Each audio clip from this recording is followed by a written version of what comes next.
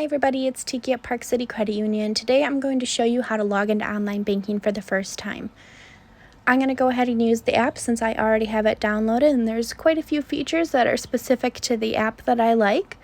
But you can use your mobile browser or your desktop browser to log in for the first time, whatever is convenient for you. I'm going to go ahead and click sign in. I'm going to use the little lock, which is for username and password. They gave me a temporary username and password, so I'm going to go ahead and enter that in.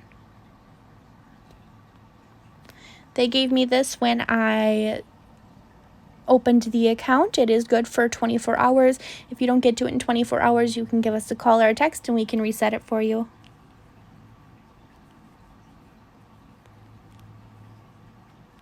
Now it's going to have me create my new password, so I'll go ahead and enter that in.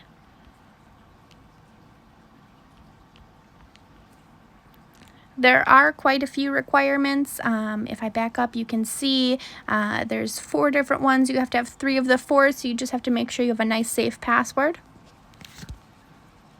So I'm going to go ahead and click set password. My password has been updated, so I can continue. And now it's going to have me set my security questions. So there are a whole different set of options here. I'm going to go ahead and click one of them. I would enter in my answer here. Of course, I would enter a normal answer, but it's never good to post these questions on the internet with a real answer. And then I can click my second question and type it in.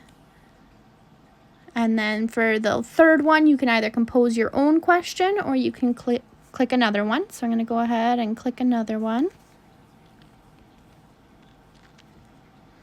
I've updated my 3 security questions, and then I can hit continue. I signed up for e-statements when I opened this new account, so that way I don't have to worry about those statements being in my mailbox, and I can get them just a little bit quicker. So I can go ahead and read the user agreement and then hit accept. And then it'll have me create my username last, so it's a little backwards. You do your password first and then your username, so just keep that in mind when you're creating these.